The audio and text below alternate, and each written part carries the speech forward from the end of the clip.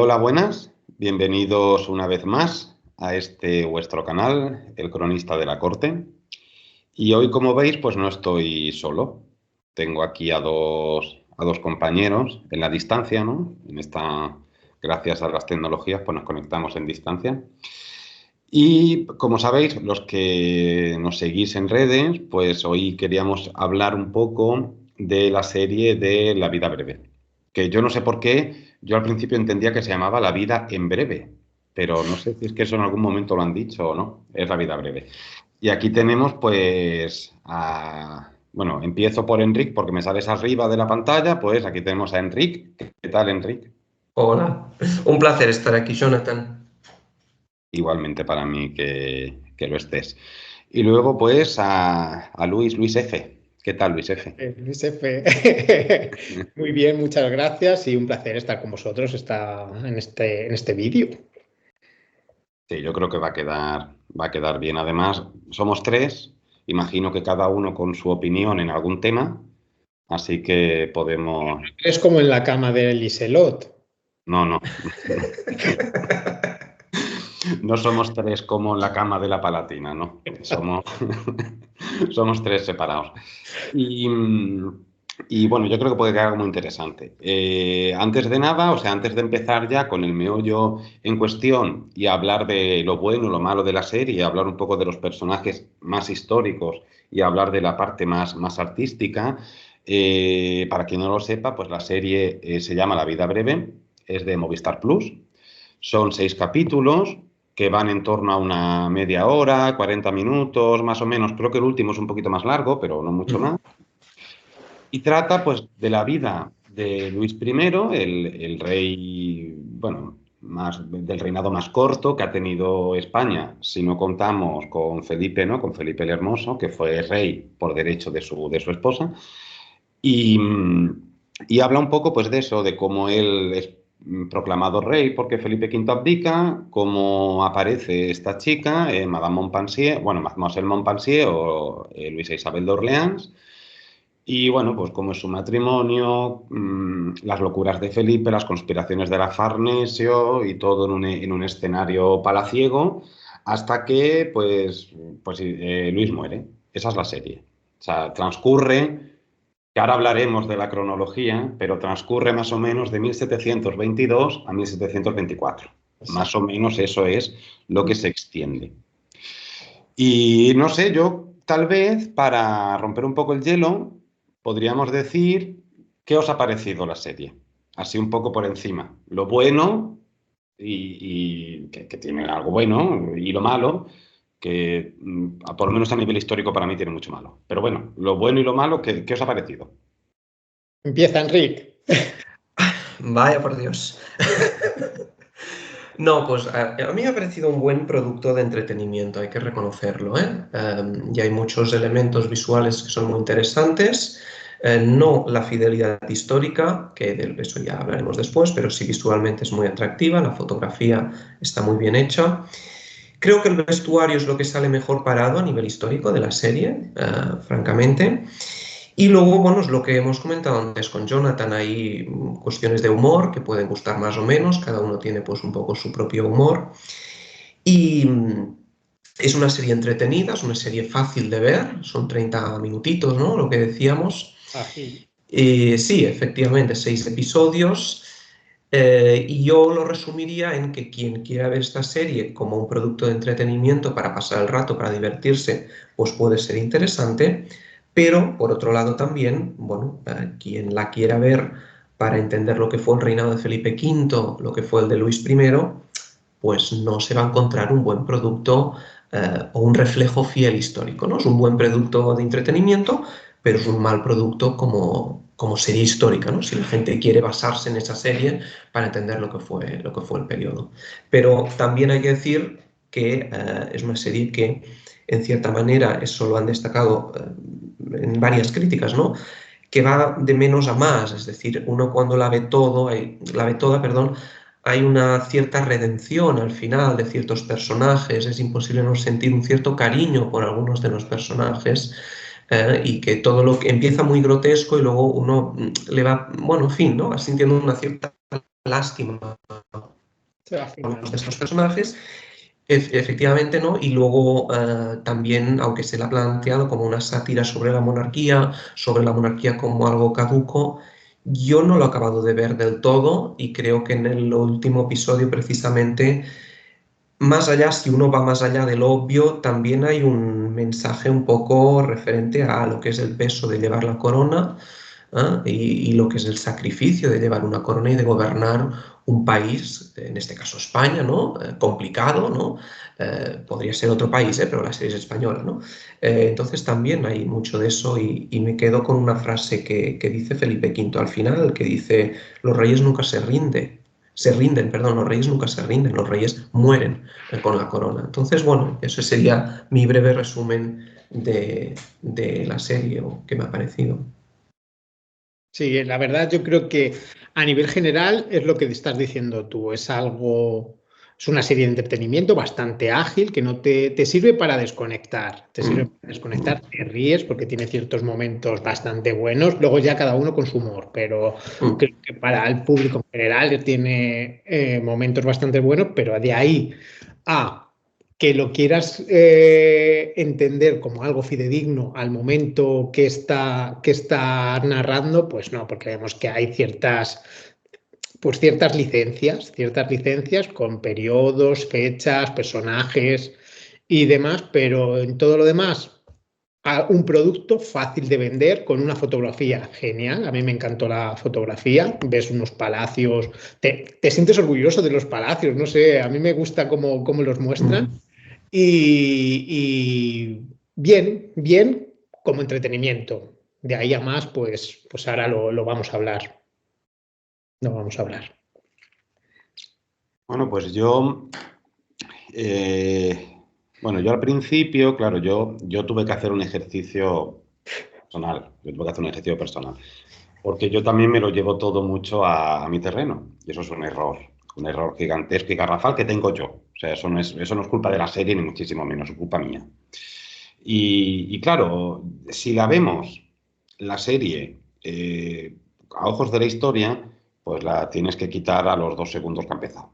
A los 2 segundos tal vez no, pero a los 5 minutos tienes que quitar y mandarla a hacer puñetas. Ahora bien, si la ves, pues como yo la he visto, mientras ceno, mientras almuerzo, en plan desconexión, como has dicho tú, Luis, y te dejas llevar por la narrativa de la serie, Sí, yo me he reído mucho. Yo me he exacto. reído con Farinelli una barbaridad. Y con Felipe V me he reído muchísimo, y con la Farnesio. O sea, yo me he reído. Pero Con claro, Luis también tiene esos puntillos, Luis. sí, y con Luis, o sea, yo me he reído mucho. A mí me hace mucha gracia cuando empieza la serie y le dice, pero padre, ¿por qué le damos el cerdo al rey? Dice, porque gracias a él tenemos esto que tenemos, y se cae media casa. O sea, a mí eso me hizo mucha gracia. Entonces, pero es eso ya depende del humor que cada uno tenga, ¿no? Entonces, a nivel de humor, a mí, bueno, está bien, eso sí, y me parece una serie buena en ese aspecto, para la gente joven sobre todo, para la gente más joven que está más acostumbrado a este humor y que quiere más este tipo de series, está muy bien.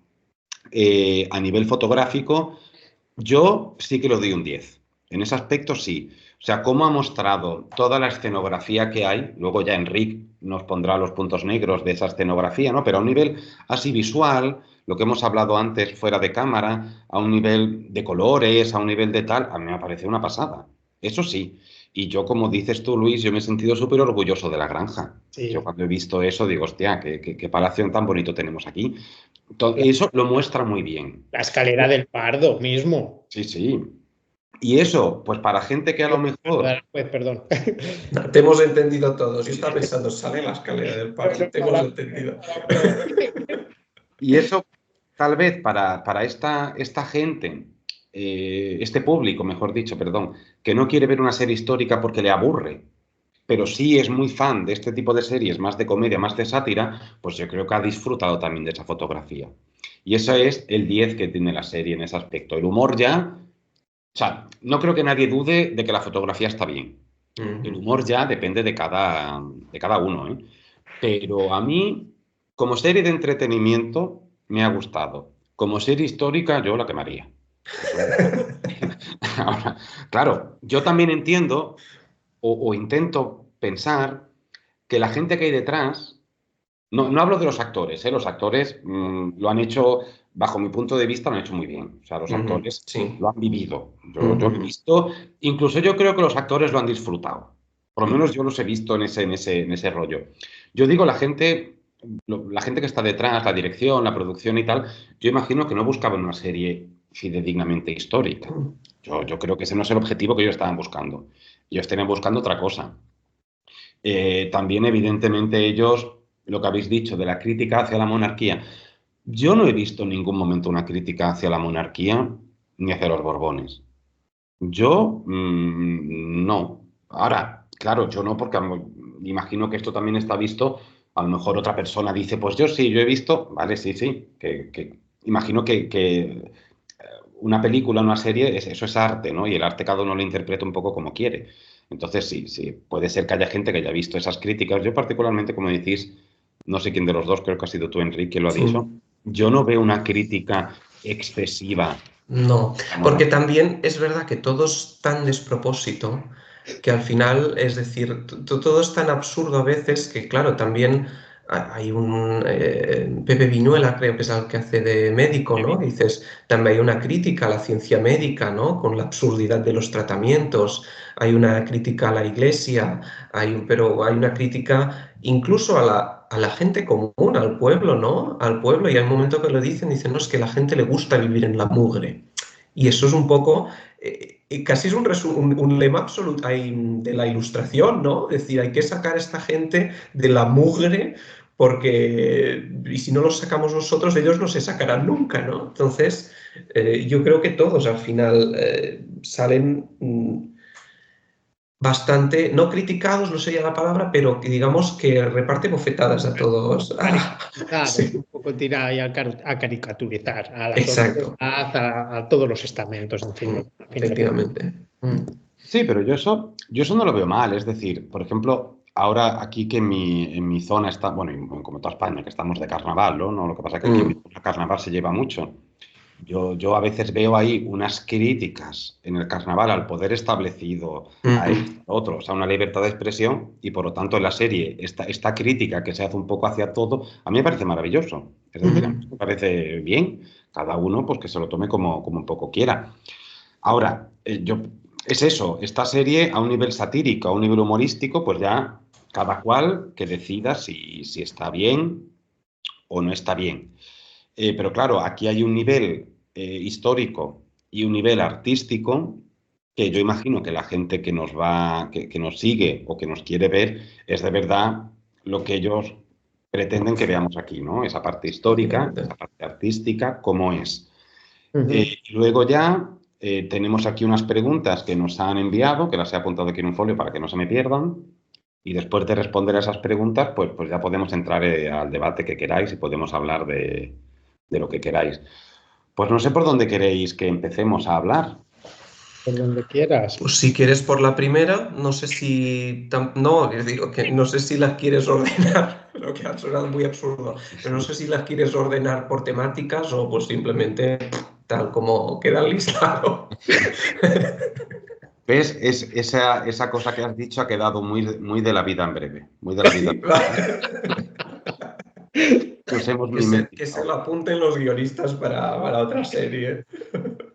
Pues mira, aquí hay una pregunta, si queréis, más que hablar más que hacer una masterclass a nivel histórico de pum, pum, pum, pum, pum, pum.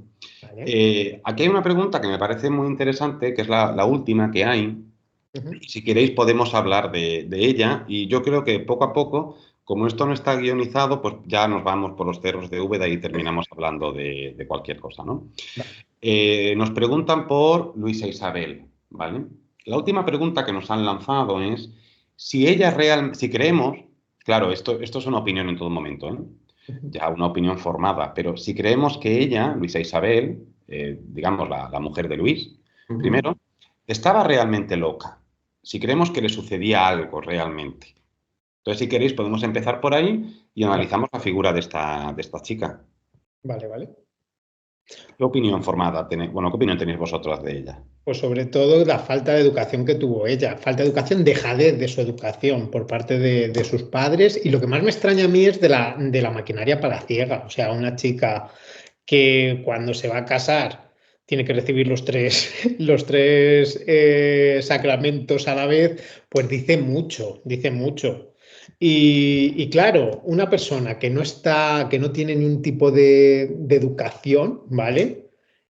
Que la pongan como primera mujer o primera dama de la corte española. No sé, es un cambio de 0 a 100. O sea, ¿qué puede representar esa chica, esa mujer o esa señora en la corte española? Pues nada, o nada en general, ¿sabes?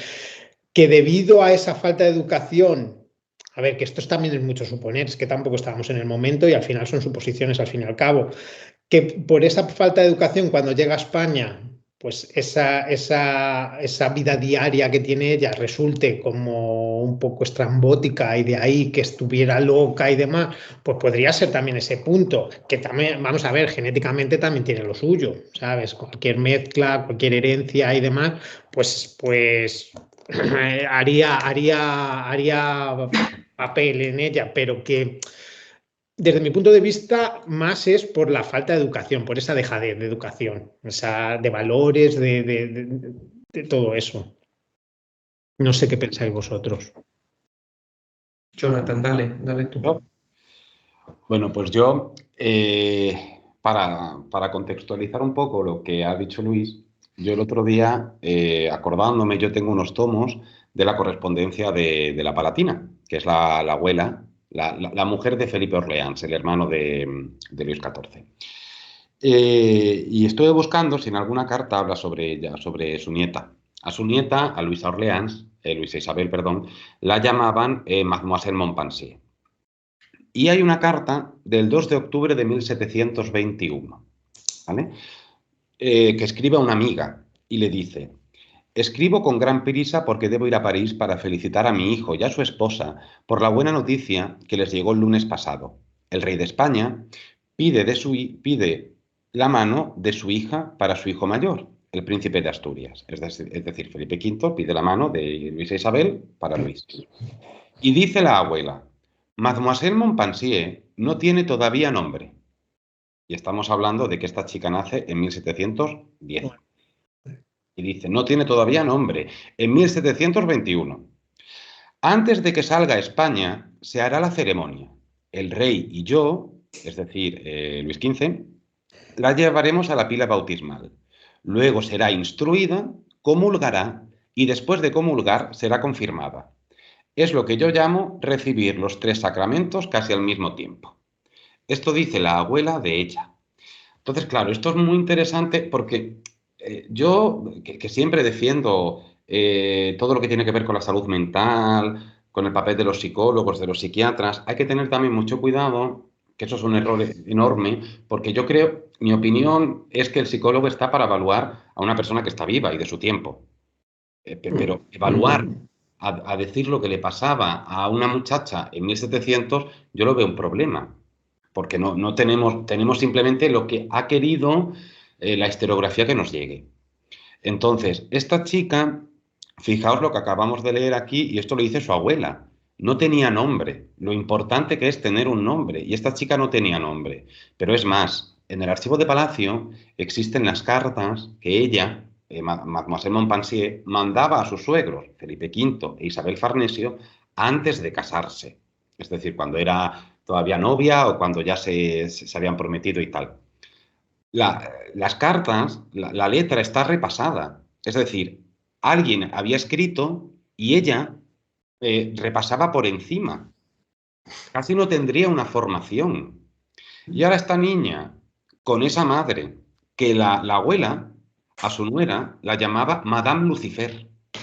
O sea, ¿qué bicho tendría que ser la madre de Luisa Orleans? El padre, el regente, se comentaba que cometía incesto con su hija, la Berry. Entonces, fijaos qué familia desestructurada, ¿no? Y encima, sin una formación y sin nada, viene aquí a España y la colocan como primera dama de la monarquía. yo creo que eso es un desastre. Porque claro, ya no te hablo de que la chica sepa latín, sepa griego antiguo y sepa quién es Nietzsche. No es eso. Es simplemente que no tiene la más mínima formación intelectual, aunque sea una formación básica, pero tampoco una formación pública de princesa del siglo XVIII, del siglo XVII, en aquel momento todavía, porque ya son estas transiciones que hay, ¿no? Y yo creo que eso es lo que le pasó a ella, añadido a que ella viene de los Baviera, que cuidado con los Baviera, ahí tenemos el caso de Sisi, tenemos el caso de su madre, de sus hermanas, Otto, ¿no? Otto de Baviera, que se creía perro y estaba por ahí ladrando. Entonces, Alejandra, que se creía que tenía un piano. Es decir, pues toda esta gente. Y luego su abuelo, Felipe Orleans. Que Felipe Orleans, pues era un señor también muy histriónico, lo que pasa que le tocó vivir en un momento donde todo eso estaba totalmente permitido y por lo tanto no pasaba nada. No pasaba nada. Eh, ¿Que ella tenía algún trastorno límite de la personalidad? Pues yo qué sé.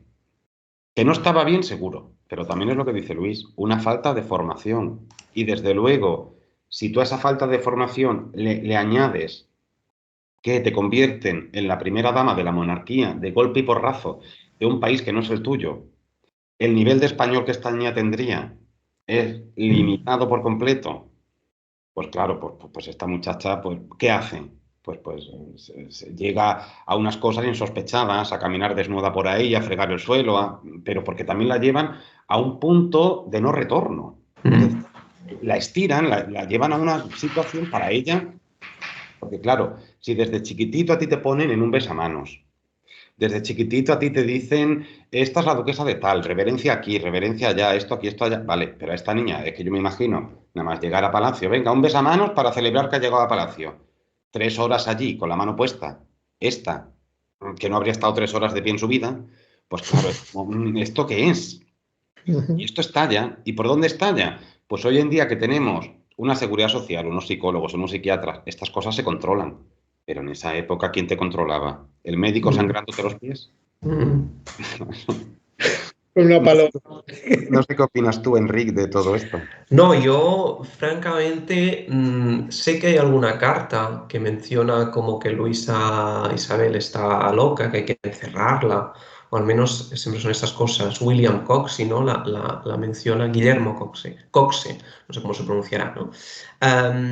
La mencionan en su historia sobre los Borbones, pero yo personalmente no creo que estuviera loca. Yo pienso que, hombre, no hemos mencionado la edad, pero tenía 12 años cuando la casan. Claro, es que yo pienso en mi yo cuando tenía 12 años y en muchas otras personas que he conocido que tenían 12 años, ¿no? Y piensas, con 12 años te casan con el príncipe de Asturias y lo que decís vosotros, te mandan a otro país del que no sabes nada, no has tenido ningún tipo. Claro, se ha criado efectivamente en la corte de la regencia. Bueno, los primeros años en la corte crepuscular, ¿no? de Luis XIV, ¿no? Y luego en la corte de la regencia. Y bueno, claro, una niña de 12 años llega aquí y luego encima al año, se casa en enero del 22, pues 2 años después, ¿no? En enero del 24, se convierte en reina con 14 años, claro. Efectivamente, sin ningún tipo de control, sin ningún tipo de... por lo tanto, yo personalmente no creo que estuviera loca, o creo que si tenía algún tipo de trastorno, es imposible saberlo, efectivamente, ¿no? Es imposible, y claro, deducir que estaba loca por una carta que decían que la tenían que encerrar. Todos sabemos que efectivamente en esa época cualquier persona que hoy en día estaría perfectamente sana, pero que se salía un poco de lo establecido, loca, perdida, encerrada, ¿no? Exacto. Entonces, yo personalmente no creo que estuviera loca. También hay que tener en cuenta cuando ella se entera que su marido tiene la enfermedad y que puede morir. Ella no se separa de él. O sea, ¿hasta qué punto de locura puede tener para decir me quedo con mi marido y le cuido? Que ella se contagió también de la misma Sí, enfermedad. la viruela. De viruela, lo único que ella fue un poco más leve, pero que estuvo a su lado. No sé, yo creo, volvemos a lo mismo, es la juventud y la falta de educación. Y además, fíjate eso que comentas, Luis, que a mí siempre me ha parecido muy interesante, ¿no? Esta niña, es verdad que la encierran, ¿eh? Eso es cierto, a ella la Sí. encierran durante un periodo de tiempo. Sí que existen las cartas que habéis mencionado antes de Luis a Felipe V, que estaba en la granja, ahora hablaremos de eso también, y bueno, pues ahí le comenta alguna cosa, ¿no? De que la hija esta se sale un poco de madre, o sea, que su mujer se sale un poco de madre. Pero claro, cuando esta niña la sueltan, la liberan, que al poquito tiempo después Luis es contagiado de viruelas y muere. Ella se convierte en una enfermera totalmente abnegada. Yo creo que eso la serie sí que lo retrata muy bien. Esa parte de la Luisa abnegada cuidando a Luis sí que la trata bien. Y fijaos que Luis muere en verano de 1724. En agosto, si no recuerdo, ¿no? Finales de agosto, o por Sí, ahí. sí, agosto es. Hasta octubre del 25, Luisa no se va. Luisa está aquí. Ya está. Ya no se escucha nada de que esté loca, de que vaya por ahí desnuda. Ya no se escucha nada. Ya está aquí y Farnesio dice, bueno, pues que se case con Fernando. Es decir, que se case con el futuro Fernando VI. O sea, tú me estás contando que si realmente estuviera tan loca de que por ahí iba detrás de los cerdos y no sé qué, no sé cuánto corriendo, ¿la vas a casar con el siguiente en sucesión al trono? A ella Efectivamente. luego la devuelven. Claro, pero la devuelven por la jugarreta que hace Francia es que nos devolvéis a Marianina, tú me devuelves a mi hija, que yo quiero que sea reina de Francia, pues yo te devuelvo a la que puede ser reina de España porque le iba a casar con el príncipe de Asturias, con Fernando, y te devuelvo a la otra que me estabas mandando para que se casara con Carlos, con el futuro Carlos III. Sí. Claro, pero esa locura, esto pasa igual como con Doña Juana, ¿no? Con Doña Juana de Castilla. Esta locura tan grande que se supone que tenía Luisa, en ese año y pico de la muerte de Luis, que ella se queda aquí, no se ve, ¿eh? Claro. No hay testimonio ninguno. Entonces, ¿qué pasa? ¿Que el encierro la ha curado? La viruela lo mata todo, hasta la Sí, locura. Claro, entonces, ¿hasta qué punto estaba loca o simplemente era una persona que se salió un poco del molde establecido? Porque exacto. también hay que tener muy en cuenta el contexto. Venimos de un momento de un frenesí de estos primeros años de la corte de Luis XIV, cuyo claro reflejo es su hermano, el abuelo de Luisa Orleans. Es decir, todo lo que hacía el duque de Orleans estaba totalmente permitido. Orgías, bacanales, caza, no sé qué, no sé, todo eso estaba muy bien, estaba aceptado. Pero luego venimos a una época de transición. Es decir, ha habido una guerra, ha habido una serie de cosas. Ya la corte de la regencia y la corte de Luis XV no tienen nada que ver, pero nada que ver, ni en las formas, ni en nada, con la de Luis XIV. Por lo tanto, también tenemos un momento de cambio. Felipe V tampoco tiene nada que ver con Luis XIV. Pero vamos, Totalmente. nada, nada. Felipe V también tenía una corte muy, bueno, pues de una manera muy distinta y tampoco podemos olvidar que hacía 4 días que los Austrias habían muerto. Exacto. Y que la corte, por más que nos empeñemos en que hubo un reformismo borbónico dentro de la corte, que la hubo, allí había un pilar austriaco muy fuerte, todavía. Las costumbres, era otra corte muy distinta. Y pues gente como Luisa, que sí, que posiblemente tuviera algún episodio extraño Sí. de responder, pues era gente que se salía muy rápido del molde y había que atacarla. ¿Y cómo? Pues se encierra, la historiografía la maltrata, no sé cuánto. Yo por lo menos lo veo un poco así. Yo que tuviera un trastorno límite de la personalidad, a mí se me hace una cosa excesivamente grande, un San Benito muy grande para ponerle a una niña de 12 años de hace 300 años. Una niña, lo estamos diciendo.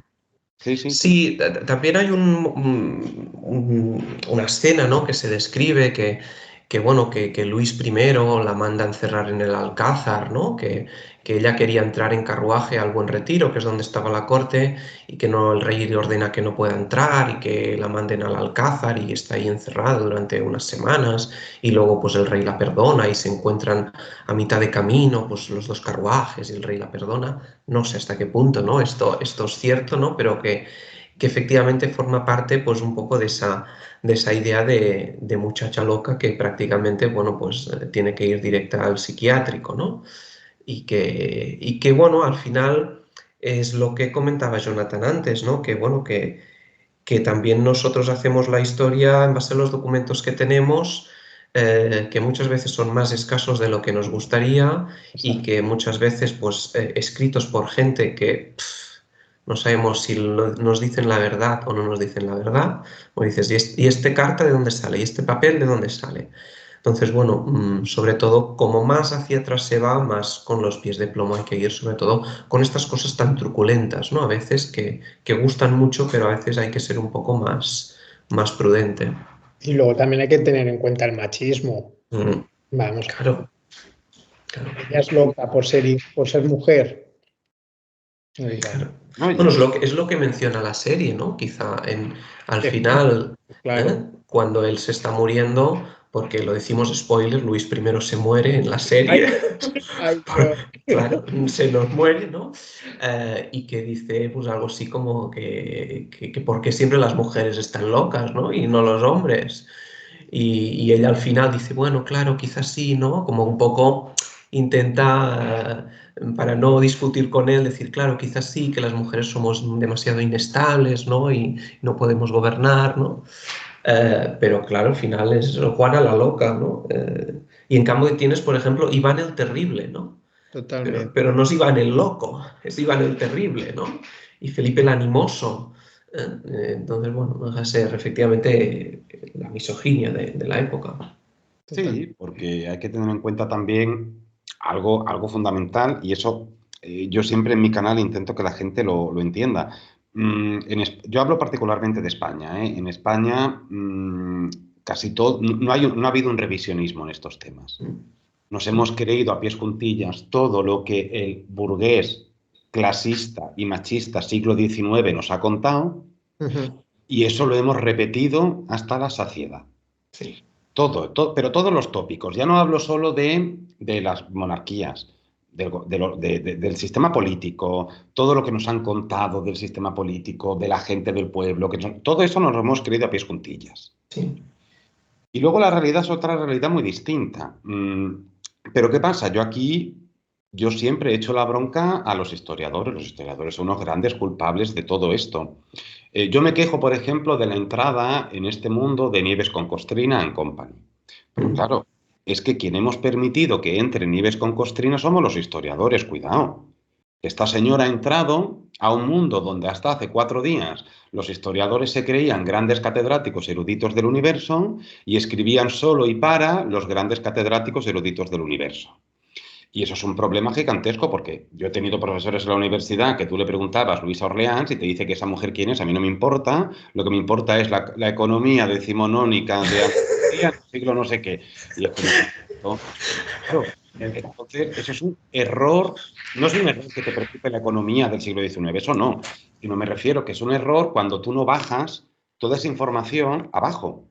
Claro. Yo pongo siempre el mismo ejemplo. Yo cuando voy al médico, yo quiero que el médico me hable en castellano. Es decir, yo quiero enterarme de lo que me vas a contar. Entonces, yo cuando un historiador habla, yo me quiero enterar de lo que me está contando. Y si me quiero enterar de lo que me está contando, tú tienes que bajar el nivel, por supuesto. Claro, Tú estás haciendo un informe universitario o un informe tal, tú ahí tienes que subir el nivel, por supuestísimo. Hay registros.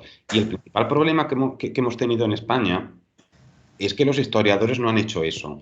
Y se han repetido unos clichés y se han repetido unas cosas que yo mismo tengo grabado en el tuétano y a mí me pasa cuando, por ejemplo, cuando yo me puse a investigar al rey Francisco, yo tuve que hacer un ejercicio muy fuerte de, cuidado, Jonathan, quítate todo lo que tienes en tu cabeza de este buen hombre, porque es que todo es mentira. Y claro, yo ya iba con una visión del rey que a mí se me ha desmontado. Pues con estos personajes pasa absolutamente igual. Si vivimos en un país donde Felipe V, que es el primer Borbón, no está casi nada investigado, porque tú vas a la universidad y tú preguntas, Felipe V, te dicen, guerra de sucesión. Sí, sí, venga, termina la guerra de sucesión. ¿Y luego qué? Luego, Carlos III, el mejor alcalde de Madrid. No, no, no, perdona. Que claro, es que después, hay 30 años de reinado de Felipe no. V. ¿Qué pasa en esos años de reinado? Que él se cree una rana, que no sé qué, que no sé cuánto, que sí, que vale. Pero ¿qué pasa ahí? Mm, ¿No hay correspondencia? Claro que hay. ¿Los embajadores no dicen nada? Claro que dicen. Pero si uno no se mete a mirar, pues se nos queda esa imagen tan misógina de Luisa, de mm, Isabel Farnesio, mm. de María Luisa de Parma. de Carlota Joaquina de Portugal, que también es infanta de España, y se nos queda una misoginia pues de toda esa gente, y se nos queda también la imagen del rey que iba croando por ahí como un loco, Sí. o de Carlos IV, que era tan tonto que permitió que Godoy le pegara un guantazo a su mujer. Entonces, como, cuidado con eso. Digo, Pero también los consumidores de eso tenemos culpa, porque así que nos cuentan algo investigado diferente a lo que hemos estado escuchando, decimos que no. ¿Vale? Demuéstrame tú que lo que estás diciendo es verdad. Yo no claro. ¿sabes? Es que ese es el problema, es decir, como ya hay algo, una tradición oral o una tradición de 40 años, que es al final cuando ha empezado aquí la eclosión de este tipo de biografías conjuntas y demás, ahora tú vas a contar una cosa que difiere de eso y tienes que convencer, basta que lo has estado investigando, tienes tus archivos, tienes toda tu bibliografía, tienes que convencer de que lo tuyo es real. Claro, es que yo creo que tienes que hacer una doble labor. Tienes que convencer a la academia, que nunca es fácil, y tienes que convencer pues a la opinión, a la opinión popular, ¿no? Por así decirlo, que es más complicado aún también, ¿no? Y además, bueno, yo voy a hacer una cosa que a lo mejor es un poco polémica, pero yo me he encontrado muchos historiadores que han mentido de forma garrafal. Es decir, reproducen una carta, yo luego la voy a ver al archivo y es como, no, tío, no está diciendo eso. ¿De dónde has sacado esto que tú estás citando? Estás Sí. mintiendo de forma descarada. ¿Por qué? No lo sé. Porque lo que sea. Pero, y eso en el siglo XIX, Villaurrutia, que es el marqués de Villaurrutia, ese señor transcribe las cartas como le da la real gana y se inventa las cosas como le da la real gana. Y eso es un problema gigante. Claro, pero Villaurrutia, lo bueno que tiene es que es muy ameno. Sí, claro, eso sí. Y Sí, es sí. eso. Y aquí es el problema, pues por ejemplo, que mencionabas a Nieves con Costrina. Ha venido pues un poco a rellenar un vacío que había. Sí, sí, sí, Algo sí. ameno, algo entretenido, algo que puedes escuchar. No existía eso. No, claro que no. Entonces, claro, porque claro, los académicos no van a bajar, ¿no? Efectivamente, de su torre, ¿no?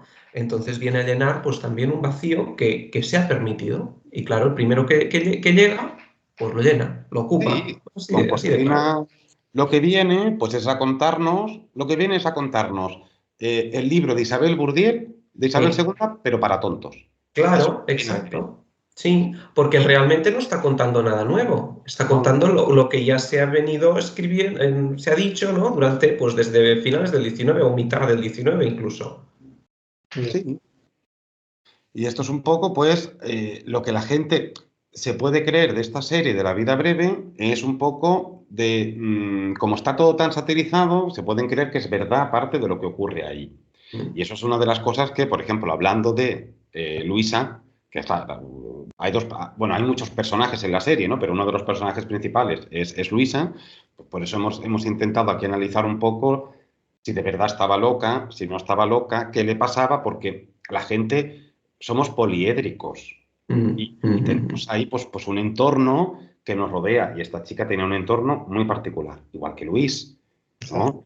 Porque mm. también, esto no lo he apuntado, pero sí que había alguien que hablaba de Luis. Ah, bueno, sí, sí lo he apuntado. Lo de esta escena que al parecer, bueno, hacemos un poco de spoiler, la gente también, Mm. ¿no? Que el vídeo tiene spoilers. Hay un momento en el cual en la serie Luis dice que no tiene ni idea de cómo se hace el sexo, no sé qué, no sé cuánto, y aparece Serrano, que es un señor que ahí está de la nada, porque ese señor no sé quién es, o sea, a Mm. nivel histórico no es un personaje real, Sí, ¿no? Y le dice Serrano, bueno, pues te voy a traer, bueno, te voy a enseñar, ¿no? Te voy a traer algo para que aprendas. Y Luis parece que entiende, que voy a tener sexo contigo, ¿no? Algo así es la mm. escena. Entonces, sí que hay alguien que pregunta si realmente Luis podría llegar a ser homosexual o, bueno, si tenía algún tipo si tuvo algún momento de conato homosexual, ¿no? Bueno, Y tampoco eso había un yo, problema en ese sentido, porque al final ellos sabían cuál era la función que tenían dentro de la monarquía y de la realeza. Tú puedes tener, lo tenemos en Felipe de Orleans. Él podía tener los gustos que quisiera, pero tenía que tener una descendencia. Pues igual. No es Sí. no es el problema o la cosa que vemos hoy con los ojos actuales. O sea, a ver. No, y además yo siempre he pensado, he sido muy prudente con eso de que tantos personajes históricos de golpe eran homosexuales, ¿no? Porque, claro, ¿cómo se sabe eso? Es decir, en muchos casos, en el caso de Luis I, pobrecito, que dura tan poco, ¿no? Bueno, pero que hay una carta de un embajador que lo dice, vale, pero el embajador estaba ahí, en la cama, con Luis, ¿no? Si no, claro, hay muchos momentos que dices, bueno, esos son rumores, pero de ahí a que sea una verdad. Y yo, para mí, pienso que es un poco lo mismo que la locura de Luisa Isabel. Llega un punto que es tan difícil de decir, ¿no? De descubrir con certeza que dices, bueno, es un poco irrelevante tampoco, ¿no? Es decir, porque nunca lo sabremos si tuvo sus más o sus menos, si era más o menos vicioso, todas estas cosas, llega un punto que dices, bueno, pues se quedan un poco se lo llevó a su tumba, ¿no? Se lo llevó a la tumba, quedan pues un poco para la historia, pero nunca lo sabremos. Pues es que eran 17 años. ¿Qué podría haber descubierto él? Claro, No. Y exacto, es eso. efectivamente. Y sobre todo que dura muy poquito, porque Claro. si durara más tiempo y hubiera un registro, porque es cierto que, primero que a mí me sorprende también la tendencia que hay ahora mismo, y no quiero sonar polémico, pero de homosexualizar a un montón de personajes. Es lo que decía, sí, sí, sí. Una tendencia que hay en este mundo de hoy donde nos encanta etiquetar pues todas estas orientaciones sexuales, ¿no? Todo esto que está saliendo ahora, que se está empezando ahora a poner en Mm, valor. Entonces, claro, no podemos ver con los ojos de hoy en día la homosexualidad. La mm. homosexualidad hoy en día, yo siempre pongo el mismo ejemplo. Tú vas a Felipe Orleans, por ejemplo, y le dices, oye Felipe, que te puedes casar con el Lorena, y te manda a decapitar. Claro, Efectivamente, sí. tú vas a esa época y consientes un matrimonio homosexual y un homosexual te manda a decapitar. Mm, ¿Cómo me voy a casar yo con otro hombre? Pero eso qué aberración es lo que tú me estás contando a mí. Entonces, claro, ¿por qué? Por la mentalidad. La mm, mentalidad que tenemos hoy en día a nivel homosexual, por ejemplo, es gracias pues también a todas las luchas de mediados del siglo XX en adelante, todas las manifestaciones, muertes por desgracia que ha habido, toda la mm. lucha constante, ¿no? Exacto. Entonces, hoy en día tenemos un concepto de la homosexualidad plenamente abierto, incluso un poco difuso, ¿no? Porque hay gente que no se cataloga como homosexual, sino como bisexual, como, bueno, como lo que quiera. Sí, pansexual, lo que sea, sí, sí. Exacto, pero en aquel momento también hay que tener en cuenta la mentalidad y sobre todo también hay que tener en cuenta la corriente enemiga, porque en toda parte siempre hay un enemigo. Y la homosexualidad, la pederastia, la sodomía, que es más o menos los términos que utilizaban en aquella época, Ujú. también se utilizaban para atacar, ¿no? Claro, claro, Entonces, efectivamente. si tú quieres atacar, si tú tienes una nación enemiga, ya sea Reino Unido, Inglaterra, ya sea la que sea, evidentemente, pues todos estos bulos siempre salen de un al lado de otro. Por ejemplo, la mayoría de los bulos de Isabel II, del rey Francisco, salen del bando de los carlistas. Sí. Y entonces, y claro, cuando tú tienes muy buena propaganda, tienes muy bueno tal, pues surge. Si lo vemos hoy en día, que surgen muchos bulos de ciertos sectores que tienen muy buena propaganda, pues en aquel momento pasa igual. Vale. Yo aquí he rescatado, porque a mí me pasaron esa pregunta el otro día, y yo he rescatado de un anónimo que está en la Biblioteca Nacional, que por cierto animo a consultar todo lo que hay allí porque es maravilloso. Tenemos un fondo documental en España fantástico, ¿eh? Que hay Mm. que utilizarlo más. Hay una pequeña frase en un anónimo que a lo mejor viene de ahí. Yo espero que YouTube no me censure luego por decir esto que dice, de Luis, estamos hablando de Luis, dice de Luis I, fogoso como su madre, lascivo como su padre, caliente como su madrastra y masturbador como su pederasta. Entonces, de ahí, pederasta no quiere decir el concepto de pederastia que tenemos hoy en día. Pederasta era homosexual o persona con tendencia homosexual. Como su pederasta, ¿por qué? Porque se habla de que había un criado francés que Luis tenía como príncipe de Asturias, que era homosexual. Entonces se habla un poco en ese aspecto de ahí. Y de ahí puede ser, Enrique, como tú has dicho, de que si tenía un criado homosexual o que tenía un... Pues sí, parece que sí, parece. claro, no se puede certificar abiertamente eso, pero parece que sí. Y de ahí viene un poco todo esto, pero fijaos lo que dice. Fogoso como su madre. ¿De dónde sacan que la Saboya fuera fogosa? Lascivo como su padre, que es este frenesí sexual que dicen que siempre tiene, ¿no? Caliente como su madrastra. Pues claro, es como una crítica al poder establecido de aquel momento que eran ellos. Efectivamente, Entonces, efectivamente. de ahí creerse, pues eso, que la Saboya fuera una fogosa, que Felipe V fuera un lascivo y que él fuera un homosexual, pues hombre, ahora que existía esa crítica, pues sí, hombre, con muchísimas más. Y además, a nosotros, que es algo que hay que hay que ser muy consciente, a nosotros nos ha llegado la crítica más blanda, que es la que se conseguía salvar. La más dura era inmediatamente quemada y destruida. Ya. Entonces, por lo tanto, a nosotros no nos han llegado realmente los insultos grandes que se harían sobre Felipe V, porque eso Felipe V se encargaba de destruirlo, pero vamos, a una velocidad. A nosotros nos han llegado estas tonterías, que es como unas chanzas, pues que a lo mejor hasta les hacía gracia, ¿no? Yo qué sé. Tampoco creo yo que en aquel momento esto les llegara, o que estuvieran pendientes de esto. Felipe V y Isabel Farnesio tenían cosas mejores que hacer que pensar lo que parte de la población pensara sobre ellos, en este aspecto me refiero. Entonces, respondiendo a esa persona que ha dicho, que nos ha preguntado si era homosexual o no, pues no sabemos. Efectivamente.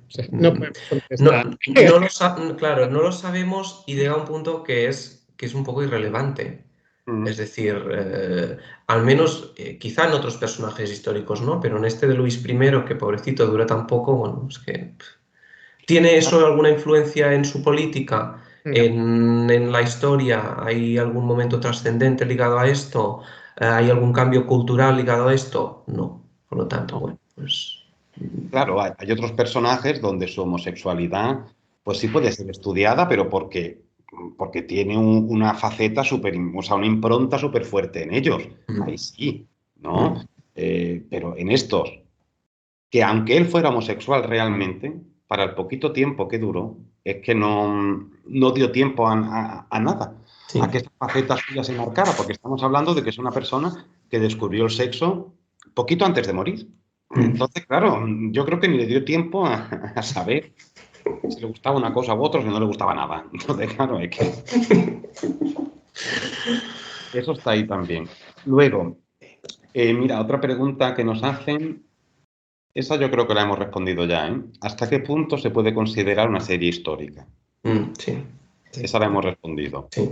Es hasta ningún punto. Hasta los primeros 5 minutos. Hasta que entra el cerdo en el Palacio de la Granja, Sí. hasta ahí es 100% Sí. histórico. Además, luego volveremos a esto cuando os hable del apartado artístico, volveremos a esta imagen de Aranjuez. Bueno, pero, es Aranjuez, no, yo he dicho la granja, sí, es Aranjuez. Bueno, no pasa nada, no pasa nada. Que la gente sepa que vamos a ir mezclando palacios, ¿eh? El Pardo por la escalera, o sea que no pasa nada. Forma parte del encanto del podcast. Luego, una pregunta es, ¿cuál creéis que es el mayor error histórico garrafal que tiene la serie? El mayor, porque tener tiene muchos. Yo creo, y ahora os paso lo que vosotros queréis opinar, que el mayor error cronológico, o sea, histórico es el cronológico. Tiene un fallo cronológico bestial. Exacto. ¿Pero por qué? Porque mezcla cosas. Te mata al regente muy tarde para que cuaje la historia que ellos quieren narrar. Pero es mentira. Entonces, hay que tener en cuenta, como hemos dicho al principio, la historia va de 1721 al 24. Real, más o menos. Entonces, Luis se casa con Isabel en el año 23. En el año 22. año 22. El regente muere en el año 23, es decir, el padre de ella muere en el año 23. Y Felipe V abdica en el año 24. Y eso hay que tenerlo muy claro, porque en la serie el regente viene a España. El regente... Eso es... Claro. Es absurdo, nadie viajaba tan lejos. Es absurdo y además que el regente no llegó a tener noticia de que su hija fue reina porque él murió siendo su hija princesa de Asturias. Y eso es perfectamente, esa cronología hay que tenerla muy en mente para ver la estrategia de la abdicación a la hora de aspirar al trono de Francia. Claro. No es esta cosa que quería hacer Isabel de vamos a intentar envenenar al regente, que va con la copa por ahí, ¿no? De vamos a brindar y venga, y bebe, y bebe, y bebe. No, no es eso. El regente ya estaba muerto. Ellos, que si queréis, luego hablamos de esta posible aspiración de Felipe V al trono francés, que es muy importante, primero abdicar por el Tratado de Utrecht, es fundamental eso, pero, claro, el regente ni pinchaba ni cortaba porque el regente ya había muerto. Entonces, la cronología real, ¿cuál es? 22 se casan, 23 fallece el regente y 24 abdica Felipe V y por lo tanto sube al trono Luis I y su esposa Luisa Isabel.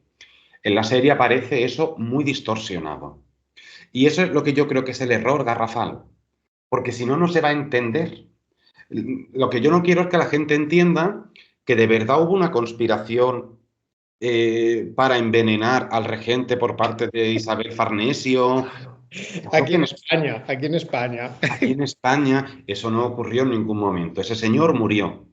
Ahora, que Isabel Farnesio se frotaba las manos pensando en ser reina de Francia, eso es otra cuestión. Pero ella... Claro. Ese es para mí el mayor error. No sé para vosotros cuál es el mayor error que tiene la cronología, que luego ya te meten otros personajes. Farinelli no llega a España hasta el 37, que ya estaba bien muerto Luis. Sí, sí. Pues eso, por ejemplo, que me lo has dicho tú esta mañana, Luis, yo no lo sabía.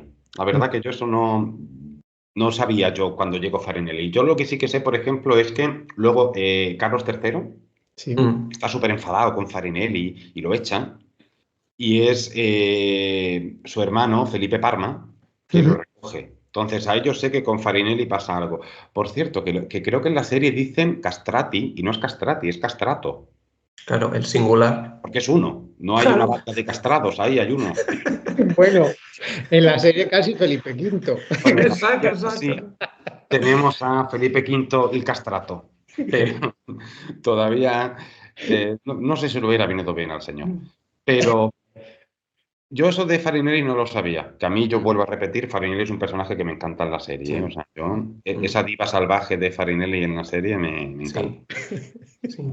Y luego, no sé tú, Enric, ¿también consideras que es lo de la cronología? Sí, yo la verdad es que sí, en el punto de vista histórico, ¿eh? Además es que, mira, justo ahora, porque no tenía presente la fecha exacta, pero el regente muere el 2 de diciembre del 23 y Felipe V abdica el 15 de enero. O sea, estamos hablando mes y medio en que él tiene un poco para debatir, para pensar qué hacer.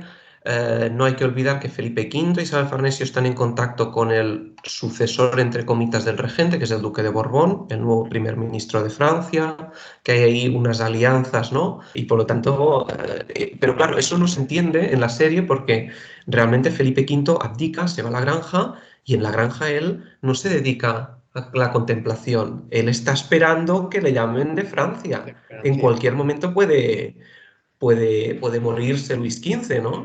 Y por eso él abdica, ¿no? Y eso efectivamente en la serie queda muy desdibujado, que luego es cierto que es una cuestión que quizá muchos historiadores también ahí pues han incidido mucho en los escrúpulos religiosos, ¿no? De Felipe V a la hora de abdicar, en su inestabilidad mental, y se ha incidido poco en esa ambición que creo que también no sé hasta qué punto, ¿no? Es más importante una cosa que otra, pero que también está ahí, ¿no? Y los historiadores de la época decían, eso no sé si es cierto, pero que Felipe V se va en la granja y que cuando se van a la granja con Isabel Farnesio manda a embalar la reina toda la plata, ¿no? Todas sus platerías, está todo embalado en la granja a la espera de irse ya a Francia, ¿sabes? Durante estos meses, breves meses del reinado de Luis I. Y claro, eso en la serie no... Bueno, también efectivamente es un poco esa cosa de comedia un poco absurda, del envenenamiento, ¿no? Es lo que decías, ¿no? La copita arriba, abajo, es un poco esta serie, pues ya casi me atrevería a decir un poco de serie española de comedia, ¿no? De esas comedias un poco de lo absurdo, de lo obvio, ¿no? Que todo el mundo sabe que esa copa no se la va a beber al final la persona que toca, ¿no? O que va a ocurrir algo, ¿no? Pero sí, para mí efectivamente no se puede entender la abdicación de Felipe V sin entender que el regente ha muerto un mes antes. Claro. Otra cosa, por ejemplo, San Simón, ¿no? El embajador, que es que está en todas partes metido. El embajador francés aquí no era él. Él vino con Luisa, estuvo un ratito aquí y se fue. O sea, él no estuvo aquí todo el tiempo. Eso es una cosa que también en la serie pues hay un cazapo porque está este señor aquí. También entiendo porque es el más conocido, ¿eh? O sea, Sí, sí. pues como es el más conocido, pues lo tienen ahí, pero que la gente tenga en cuenta de que este señor estuvo aquí un tiempo, eso sí, pero para nada hasta el año 24. No sé, Claro, eso claro. en absoluto. Estuvo aquí, trajo a la niña y luego, bueno, a la niña, a la princesa y luego se fue. Luego, más errores así importantes, pues es que claro, hay mucha cosita mal. Ahora, claro, todo lo que está mal es lo cronológico. Y como lo Mm, cronológico está mal, pues se van inventando cosas ahí, pero ese yo creo que es el error a nivel histórico sí. importante que hay. Eh, esto lo ponemos a lo mejor como añadido para quien no lo sepa, que yo imagino que esto es algo muy generalizado. Cuando Felipe V por fin termina la guerra, se firma el Tratado de Utrecht. Y con el Tratado de Utrecht lo que se hace, aparte de que Reino Unido, bueno, pues Gibraltar y Menorca se las llevan, y pasan más cosas también que nos quitan parte de los territorios europeos, etcétera, etcétera, se impide la unión de España y Francia, la unión bajo una misma corona. Entonces, con la abdicación de Felipe V, que él ya deja de ser rey propietario, él sigue siendo rey de título, ¿no? Su majestad seguirá siendo toda la vida porque ha sido rey y eso no se quita, eso es como cuando uno es cura, ¿no? Que se le da, Efectivamente. pues igual. Pero ya no es rey propietario. Al no ser rey propietario, él ya se puede optar a la corona de Francia. Y además que tiene una descendencia amplia, porque Fernando, futuro Fernando VI, se puede quedar aquí como príncipe de Asturias y Carlos, futuro Carlos III, puede ser el delfín de Francia perfectamente. Eso es una cosa que hacen ahí, que parece que él pretende hacer un poco para cortocircuitar a la dinastía Orleans, que era la que venía justo inmediatamente después y que no llega al trono hasta 1830, ¿no? Con Luis I. Mm, mm, Eso es algo que yo creo que con total probabilidad él quiso hacer, sí, en todo momento. ¿Inspirado por Isabel Farnesio o no? Pues seguro que también Isabel Farnesio estaba ahí. claro. Ahí Pero yo está. tampoco quiero que se nos quede la idea de que Felipe V era Lelo. Mm, Es un poco que esto en la serie también se ve. Parece que los Borbones son lelos, ¿no? La cosa de el Borbón Bobón, ¿no? mm, mm, Sí, Ponen como ejemplo, pero no somos Austrias, que todavía son peores. claro, pero fijaos, por ejemplo, la correspondencia, por ejemplo, de Luis con su hermano Fernando es en francés. Entonces, ahí que te ponen la serie de que Luis no sabía francés, pues hablaría francés mejor que español. Eso seguro. mm. Y lo escribía bien, tenían profesor de latín, tenían unos gastos de la Casa Real para su educación, para su aula, para sus profesores. Él fue educado por Laursino, cuidado. Claro, no es cualquiera, No efectivamente. estamos hablando de cualquiera, estamos hablando de Laursino, que era camarera mayor de su madre, la Saboya, y en aquel momento la mujer más poderosa del reino por debajo de la reina. Sí. Entonces, cuidado, que él... lo que pasa es que no tenemos que confundir. ¿Él tuvo una buena instrucción? Yo creo que sí. Pero es que yo creo que en general todos los Borbones han tenido buena instrucción. Es que también tenemos en mente esa idea decimonónica de es que no tenían instrucción. Fernando VII tiene una cultura tremenda. Fernando VII era un tío muy culto.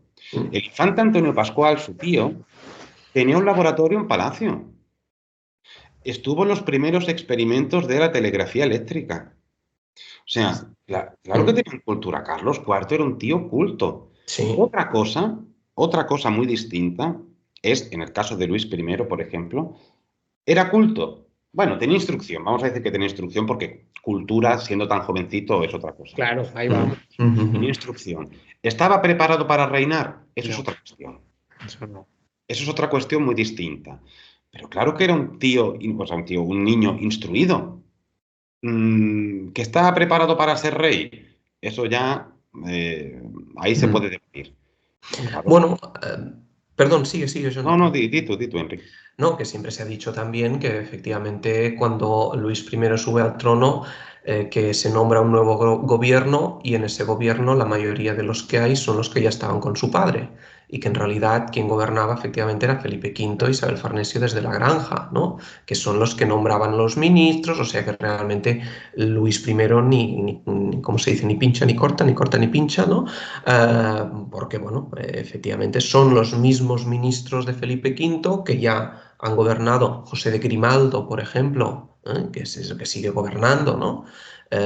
Y por lo tanto, bueno, no hay, yo creo que tampoco, quizá eso también es un error en la serie, ¿no? Esa especie de representar a Luis I como un progresista, ¿no? Y a su esposa, ¿no? Como que quieren cambiar las cosas, o que cambian, finalmente no solo son intrascendentes por el corto reinado, sino porque realmente no hay ningún cambio político en esos 6 meses. Se sigue con la política que se ha venido siguiendo con el reinado anterior de Felipe V. No hay ningún nombramiento así, ningún cambio de alianzas en absoluto, es lo mismo, ¿no?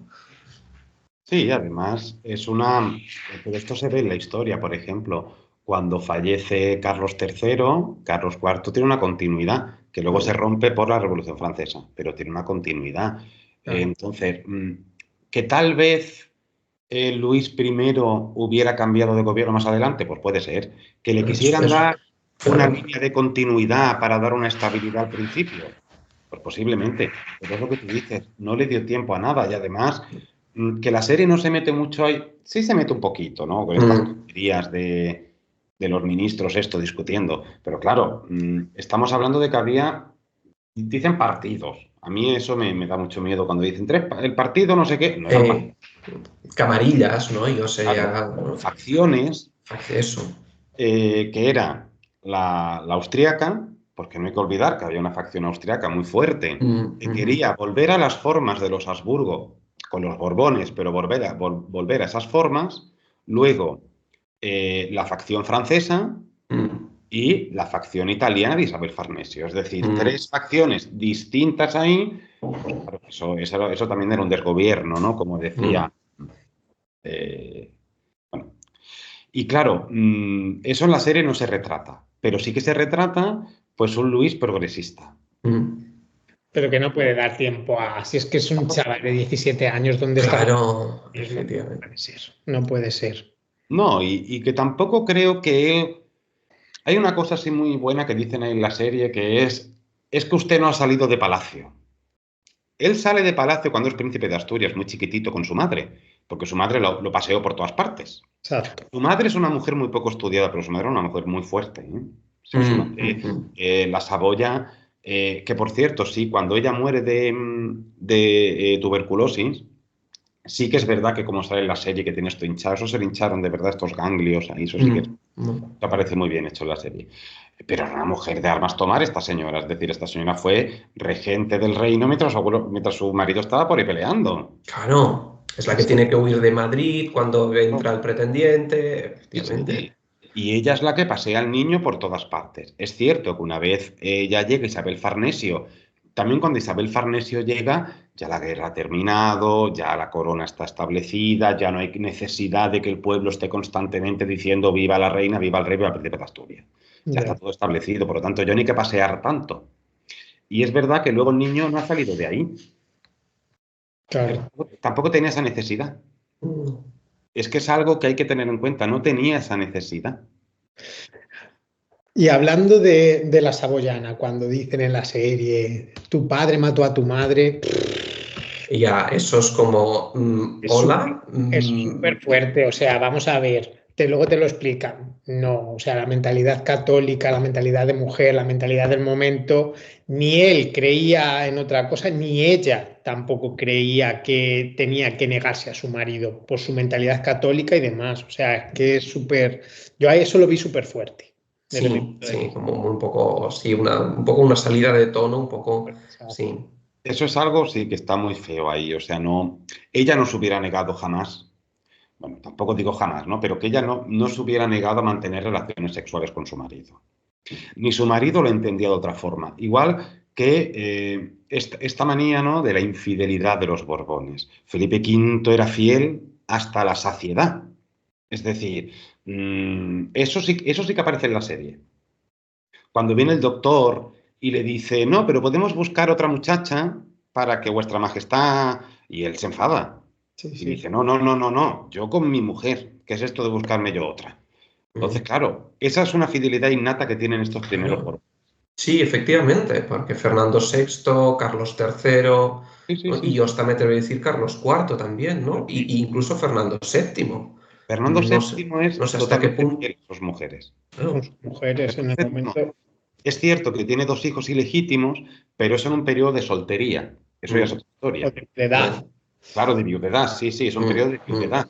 Por lo tanto, ahí ya está. Sí, Pero es a partir ya de Isabel II que la cosa va cambiando. Pero de ahí para atrás son Borbones extremadamente fieles. sí, Y claro, él entendía que el sexo estaba ahí. Ahora, cuidado también, que él estuvo mucho tiempo sin tener relaciones sexuales con su mujer, ¿eh? claro. Y cuando él estaba por ahí guerreando, que se fue a Italia incluso en Hombre, 1700, 1703, si él no le ponía los cuernos porque no lo hacía, ¿qué hacía el hombre allí? Pues claro, pues que también es verdad que tener un frenesí sexual es cierto, ¿eh? Eso además es algo que mm, los propios Borbones en sus cartas reconocen, ¿no? Francisco de Paula lo reconoce. Francisco de Paula en una carta dice, es que yo me parezco al bisabuelo. Claro, ellos lo dicen ahí, ¿no? Pero eso no quiere decir que tú no te puedas controlar. Cuidado. Pero que eso que dicen en la serie de tu padre mató a tu madre, eso. pues a mí me pareció... Mm. De mal gusto, a mí de mal gusto. Sí, sí, un poco, sí, un poco, sí. Eso sí, y además totalmente salido de contexto, Porque lo vemos salido con la de tono. mentalidad de hoy, o sea, no puedes verlo con la mentalidad de hoy. Mm, No, no, no, Eso no, no, está no. visto con unos ojos actuales. mm. Sí, sí. La serie está vista en todo momento con los ojos actuales, ¿eh? Eso sí me Sí, doy sí, cuenta. sí, sí. El concepto Los diálogos, las formas de tratarse, de dirigirse, incluso las formas, me fijaba, hasta las formas de sentarse. Son formas de sentarse muy actuales, es decir, nadie se sentaría en la silla así, ¿sabes? De coño, tú estás sentado en una silla y estás, vamos, recto como un palo, ¿sabes? En fin, no sé, eso también me llamó la atención, efectivamente. Luisa Isabel es una adolescente que pasa por mi puerta cada día. Verás, es así, o sea, no es una princesa en ningún momento, la de la serie, ¿eh? No es Sí, sí, ninguna, sí, sí, es una sí. chica, pues de hoy, Mm, igualita. Totalmente. Otra pregunta, quedan dos. Vale. ujú. Estas son, hay más, pero estas son las que he seleccionado para no estar Vale. aquí. Eh, una que hay es cómo era Isabel Farnesio y si realmente creemos que sale bien retratada en la serie. Yo, bueno, si nos parece, empiezo yo. Empieza, empieza. Y yo creo que quizá dentro del histrionismo de la serie, quizás uno de los personajes que me resultó más contenidos. Creo que la actriz Leonor Whiteling hace un buen papel y más allá de efectivamente que sigue un poco la tónica esa, ¿no? De la broma, de lo absurdo, ¿no? Pero sobre todo en el último episodio, creo que, bueno, a lo largo de toda la serie se la ve como el personaje fuerte detrás de la monarquía y creo que hay que insistir en ello, ¿no? Frente a un marido que tiene graves problemas psiquiátricos y quizá no tanto en este principios de reinado como ya más al final, ¿no? Sobre todo cuando están en Andalucía y cuando vuelven, ya es cuando Felipe V está muy mal, ¿no? Pero que se la representa como un personaje fuerte, como lo que era, como una mujer inteligente, que creo que también lo era, y como una mujer, y eso lo dice en el último episodio, que dice, bueno, yo he tenido que hacer el trabajo que tú no querías hacer. Y entonces creo que también eso refleja, yo al menos siempre me he imaginado un poco, siempre he creído, ¿no? Que Isabel Farnesio habría sido un poco así, ¿no? Una mujer que dice, bueno, tengo que gobernar esto, me ha tocado este marido que está loco, este país que, bueno, es el que es, ¿no? Con todos los países tienen sus cosas, ¿no? Y por lo tanto que efectivamente es una mujer fuerte, una mujer capaz y una mujer creo que muy consciente de que nunca se la va a querer, pero que aún así está ahí pues durante, estamos, 25 años, se casan en el 14 y él muere en el 46, no, más de 25 años, casi 30 años, ¿no? Sino 30 años gobernando España. Y yo siempre he dicho que Isabel Farnesio para mí es una señora que se merecería un monumento en alguna ciudad de España. Porque estar durante 30 años cuidando a tu marido, porque sabemos que Felipe V no se separaba de ella, que tenían que estar siempre juntos, tal, estar 30 años cuidando a tu marido y encima gobernando España, con sus aciertos y sus errores, ojo, que también los hay en el reinado, pero al final es un reinado que es un reinado pues bastante exitoso, bastante estable, es decir, no hay ningún drama especialmente, sí, la guerra de la cuádruple alianza, ¿no? Pero aparte de eso, y yo creo que la serie es muy digno. El personaje de Isabel Farnesio, no sé hasta qué punto es una cuestión del guión o también la actriz, ¿no? La forma de representarlo. Sí, sí. Al final Isabel Farnesio es el rey en la sombra sin ambicionar el trono de su marido. Al final tiene que ser el rey que no es su marido. Efectivamente, totalmente. Yo sí creo que dentro de la sátira y dentro de la broma y de la chanza y tal, yo sí me atrevería a decir que es el personaje que más se puede llegar a parecer a la realidad. La actriz, el personaje, perdón, de Isabel Farnesio de la serie, dentro de la broma que hemos dicho, de que intenta envenenar, de que no sé qué, no sé cuánto, y lo otro, es el que más se puede parecer. Isabel Farnesio era una mujer muy fuerte. Muy fuerte. Mira que cuando se murió, hay una carta de un embajador que cuando muere la Saboya, Gabriela, dicen, ahora se va a intentar buscar a una más dócil. Pues he dicho, te has ido a otra que, que era peor. Pero bueno, buscan a Farnesio. Hay un libro que yo recomiendo que se llama De corte a corte o algo así, que es donde está la correspondencia de las hermanas y los hermanos a la Delfina de Francia. A la Así, de una corte a otra. eso, de una corte a otra, exacto. Sí, sí, Margarita Torrión y José Luis Sancho, si no me equivoco. exacto, sí, sí, sí. Sí, está muy bien ese libro. Son 2 volúmenes, está muy bien ese. Sí, sí, sí. Y luego hay pues, la correspondencia que está en Palacio, de Luis a Felipe, tal, tal. Isabel Farnesio no sale nada mal parada en esa correspondencia, ni con sus hijos ni con sus hijastros. Que eso hay que tenerlo muy en cuenta, porque siempre se ha dicho ahí que Isabel ambicionaba y que trató mal a sus hijastros. En absoluto. Isabel no trató mal a sus hijastros en ningún momento. Lo que pasa es que Isabel tenía muy claro que sus hijastros tenían una vida solucionada y ella quería solucionar la vida de sus hijos. Es un poco como la reina gobernadora con Isabel II.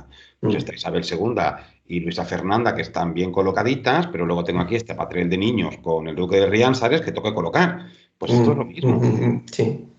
Ella, por ejemplo, estuvo aquí durante el reinado de Fernando VI y no pasó nada.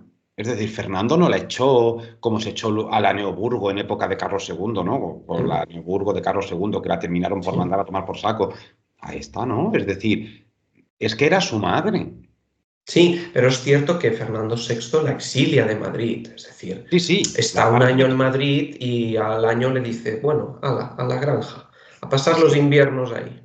La aparta de Madrid, pero me refiero que no la manda a los Pirineos, no le dice a la puerta. Y también hay que tener en cuenta una cosa importante, por ejemplo, con Luis. Cuando muere Gabriela, Luis tiene 7 años. ¿Qué recuerdos le quedan de su madre? Pocos. ¿Quién actuó como madre ahí? ¿Mejor o peor? Lausino, como Aya, Sí. y Farnesio. Eso es una realidad. Isabel Farnesio, pues bueno, pues sí, luego ambicionó el trono de Nápoles y de Sicilia para su hijo Carlos, a través de su herencia Farnesio, porque había muerto su tío, colocó bueno, primero a Carlos en Parma, pero luego a Sí. Felipe, para que se fuera al otro Nápoles y Sicilia. Es decir, ella sí, ella ahí, pero luego yo no la veo una mujer mala, No, que es un poco a veces tampoco. como se ha retratado, no la veo mala. Mm, mm. Ambiciosa, conspiradora. Es que yo también creo que en aquel momento todo el mundo tiene un punto de conspiración. Claro, efectivamente. Pero fíjate, el regente de Francia nunca lo dicen que un conspirador, nunca No, no. queda como un conspirador, ¿sabes? Y Felipe V era bastante conspirador también, cuidado. Y todos, pero lo que hemos hablado antes, la misoginia, el machismo tan grande que hay. Cuando dicen, o sea, esta, Isabel Farnesio, pero tú te vas a un hombre, Enrique VIII. ¿No Ya, estaría zumbado Enrique VIII, madre mía? totalmente. Pues claro que Sí, sí. efectivamente, Y efectivamente. nadie dice nada, todo el mundo. Isabel I, que no sé qué, que sí, claro, Isabel I, pues claro que era una mujer excéntrica, Isabel I de Inglaterra. Sí, Esta imagen de virgen que se casa con Inglaterra y la virgen soy yo y toda esta historia. Claro, Cristina de Suecia, pues otro tanto. sí. Pero luego es lo que decimos, el primer loco así, Jorge III, del Reino Unido. Ese es el primero que se atreven a llamar un poco loco. Bueno, porque lo tienen que No encerrar, tiene, vamos. Claro, Ya es muy obvio, ¿no? Quiero porque ya es decir. excesivo. Pero luego, por ejemplo, el San Benito de María I de Portugal. ¡Hala! María la Loca. Sí, la que gritaba, ¿no? Por los Sí, palacios que y gritaba tal. por palacios, esto y lo Eh, otro. Y luego, por ejemplo, pues hemos tenido hombres, como por ejemplo Enrique VIII. Es que ese hombre, no. Luis XIII, Luis XIV. ujú. ¿No sería conspirador Luis XIV? Hombre, hombre. Y Napoleón. Y Napoleón. Entonces, claro, es como no. Como en la Revolución Francesa, la mala es María Antonieta. Efectivamente, sí. Porque Luis XVI era tan tonto el pobre que no sabía ni hacerlo con un canuto. Sí. Pues igual.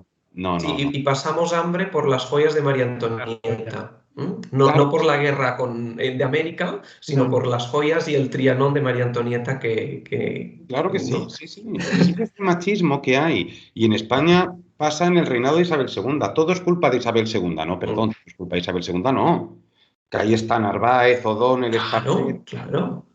Está toda esa gente ahí que de concepto democrático tienen lo que yo de monja, es decir, no se de nada.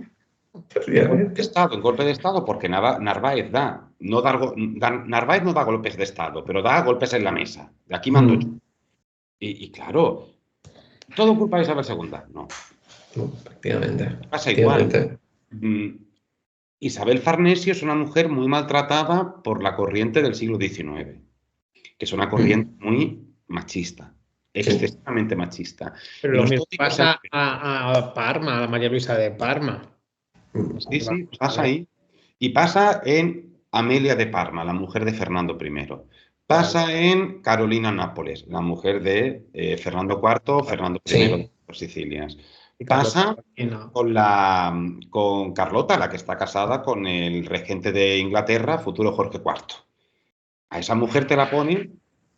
Y Sí. pasa también con María Luisa, la reina de Etruria, hija de María Luisa de Parma y Sí. Jorge IV. Pasa con todos esos personajes y con más. Y con más. Si nos metemos en estos principados alemanes que tanto le gustan a nuestro buen amigo Ricardo, ahí hay unas mujeres que por el propio hecho de salir un poquito del tiesto, de hacer las cosas de otra manera, se les cuelga el San Benito de locas, de conspiradoras, de no sé qué.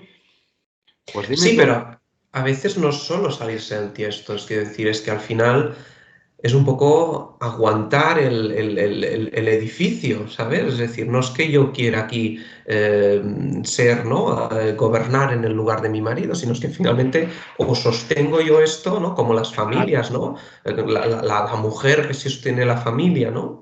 Yo a veces, muchas veces lo veo así, ¿no? Ese carácter fuerte que pues está ahí para tirar hacia adelante, para seguir, ¿no? Y que no es necesariamente una ambición personal, porque tú lo mencionas con Isabel Farnesio, ¿no? Y con muchas otras reinas que al final lo que quieren es colocar a sus hijos. Es decir, no ambicionan ellas, sino es decir, mis hijos que estén bien colocados, encontrarles un sitio, ¿no? Y eso es, claro, en otros sitios lo diríamos amor maternal, aquí es conspiración y hambre de poder, ¿no? Entonces, bueno, Sí. curioso. La que no cambia. En, Sí. en Reino Unido es lo bien que lo hace Victoria, Y así es lo ambiciosa que es Isabel Farnesio. Pues es un poco así. Exacto. Es un poco así. Exactamente. Y eso pasa en todas partes. Pero es lo que decimos, es culpa del siglo XIX. Bueno, culpa de la historiografía del siglo XIX. Historiografía liberal, ¿no? Que además tampoco Sí. entiende la mentalidad ni monárquica ni aristocrática, ¿no? Siempre desde este punto de vista de pequeño burgués con su familia perfecta, ¿no? Pasa igual con el San Benito que le han colgado la reina gobernadora de la reina ladrona. ¿Pero qué robó esta señora? ¿El qué? ¿Sus joyas que son suyas? Claro. ¿Ella consideraba suyas? ¿Eso robó? Es que ahí está el problema. Es que ¿dónde está el límite? Porque tampoco los políticos del momento supieron poner el límite y ella se puede ir al testamento de su marido. ¿Cómo lo guiamos ahí? Claro. Es que es súper difícil ahí hacer el corte. No, además, yo creo que es hasta Alfonso XII que no queda un poco más o menos meridianamente claro qué es de la corona y qué es del rey. Pero con Isabel II eso era...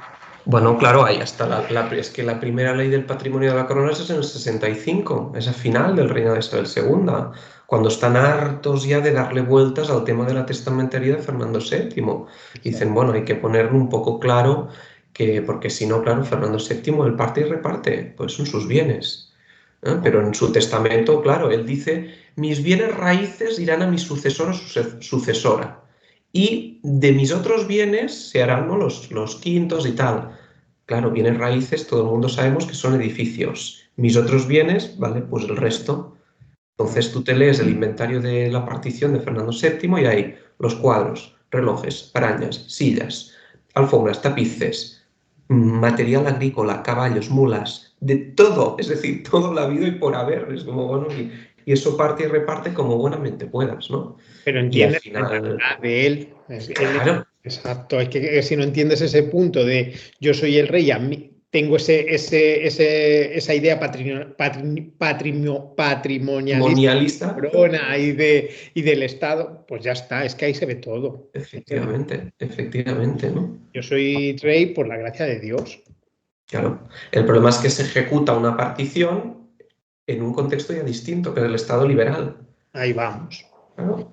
Entonces, bueno, y al final, bueno, de esto de la testamentaría tengo que escribir de cara a abril, mayo, un artículo sobre esto, de una investigación que hicimos, y bueno, salen cosas curiosas del archivo de Palacio. Al final, mucha documentación, pero va a salir algo bastante equilibrado, bastante ponderado. Y eso ya, si queréis, hacemos un vídeo de la testamentaría. ¿Quién se queda con los relojes? Pero la testamentaria de Fernando, yo la he visto por encima solo, ¿eh? Yo creo que os hace falta una tesis doctoral, hijo mío. Eso yo lo veo una complicación ahí. Sí. A ver, sí, efectivamente el trabajo hecho es más un poco poner los documentos en orden, decir, aquí están los documentos, estos son, es decir, porque a veces dices, sí, lo cita tal autor, ya, pero la carta donde la reina ordena que se hagan inventarios es esta, aquí está, ¿no? La comisión que se nombra en el 45 es esta, aquí tenemos la tal, ¿no? Entonces, un poco eso, ponerlo en orden. Y luego, como me decía un amigo, bueno, nosotros no vamos a contar relojitos, a ver cuál está, cuál no está. ¿Sabes? Eso ya, que se encargue otro de buscar los relojitos si están todos, ¿no? Pero sí es un tema que también queda por hacer y que efectivamente al final te das cuenta que María Cristina, pues ella efectivamente se lleva sus joyas, porque además es que lo ponen en las capitulaciones de boda. Son sus joyas, se las ha regalado el rey. Pues ya está, pues son mías, ¿no? Y esa famosa escena que yo me arrepiento porque en su momento lo escribí en la Wikipedia, esa famosa escena que lo saqué de no recuerdo dónde, ¿no? Que van pues los representantes del general Espartero, ¿no? Cuando ya la regencia de Espartero, ¿no? Van al Palacio Real a hacer inventarios y se encuentran todos los joyeros vacíos y dicen, ah, se los ha llevado, tal. Y eso lo escribí en la Wikipedia y luego me he arrepentido porque lo he visto que ha ido apareciendo en tropecientos mil sitios. Y luego, efectivamente, esto te lo encuentras descrito en los inventarios de la época, que han ido unos señores a ver si estaban las joyas y que han encontrado casi todos los joyeros vacíos, menos uno, que son las joyas de Isabel II y Luisa Fernanda. Entonces se interpreta que los otros son las joyas de María Cristina, que se las ha llevado clarísimamente, ¿no? Pero bueno, algún día lo rectificaré de la Wikipedia. No escribáis a lo loco en la Wikipedia, por favor. Vale. Yo con la Wikipedia tengo mis peleas. Bueno, nos hemos desviado un poco, hemos pasado primero perdón. a Isabel II. No, pero es eso, es lo que hemos intentado hablar aquí. Si está mal eso que tú has mencionado de las joyas y tal, que es algo más o menos reciente, imaginémonos algo de esa época. Y además, que está seguramente en la documentación está en otro idioma. Casi todo lo que hay de 1700 está en francés, por ejemplo. Como tú no tengas un buen dominio del francés, para entender luego encima esa letra, porque mecanografiado es muy fácil. Y hoy en día con el ChatGPT, que tú le metes un tradúceme esto y te lo traduce, pero claro, tienes que saber leerlo. Claro. Si tú no sabes leerlo, tú no puedes hacer nada. Y yo creo que eso también es una cosa que ha hecho que muchos historiadores se echen para atrás y que no se quieran meter entre esos fregados. En ver la abdicación de Felipe V, en qué contexto se hizo, ver cómo fue ese reinado, ¿no? Un libro, por ejemplo, de, bueno, venga, vamos a ver el reinado de Luis I, que es muy cortito. ¿Qué pasó en esos, no sé cuántos días son, 200 y pico, ¿no? ¿Días? ¿O cuántos son? De enero a agosto, Pues ya está. un poco más de medio año. Claro, ¿qué pasó en ese medio año? ¿Había alguna propuesta por hacer, no? ¿Qué dicen los embajadores de esto? Pero claro, para ver eso tienes que ver inglés, francés, alemán, una letra espantosa y encima como empiecen con nicknames o empiecen con cosas de estas, ya piérdete. Yo por eso siempre cuento lo mismo. Cuando yo estaba leyendo lo de las cartas de las hijas de Felipe V, hablaban de la Tanta Pascuanta. Y yo, pero ¿qué narices es la Tanta Pascuanta esta? Y ahora era la futura Cerdeña, la futura reina de Cerdeña. Sí, Totó, no sé qué tal. Claro, y es como, pero ¿esta quién es ahora? Y claro, pues eso, a mí que me gusta esto y estoy metido y tal, vale, pero alguien que venga de nuevas, que se meta ahí y lea la Tanta Pascuanta. ¿Y esta quién es ahora? Parece una criada. Entonces, claro, yo creo que cuesta, y eso los historiadores es algo que no han hecho bien. Y esta gente que hemos hablado antes, los concostrinos, pues lo han hecho maravillosamente. Han contado lo que han querido, muy bien contado. Pero no han tenido que leer en alemán. No, Porque ya han leído lo que ya está escrito. Exacto. En español. Está escrito, y a mí algo que me parece espantoso de gente cuando digo como Nieves con Costrina no me refiero a ella en concreto, pero gente de ese estilo tú no te estás dando cuenta la misoginia que estás vomitando por tu boca al contar todo eso que estás contando, la homofobia que estás soltando por tu boca al contar todo eso que estás contando, tú no te das cuenta de él, pues no se dan cuenta. Porque parece que está muy bien decir que Luisa Orleans estaba como un cencerro, que Isabel II era promiscua, que no sé qué, no sé cuánto, pero a mi hija no le digas nada, a mi vecina tampoco y a esta señora de aquí tampoco. Ya, sí, por supuesto, que no se te puede decir nada a ti ni a nadie, pero cuidado con lo que sueltas por tu pluma. Claro. Hombre, es muy revelador, ¿no? También que en esta última ola del feminismo que vivimos en la actualidad prácticamente no ha aparecido ninguna reina.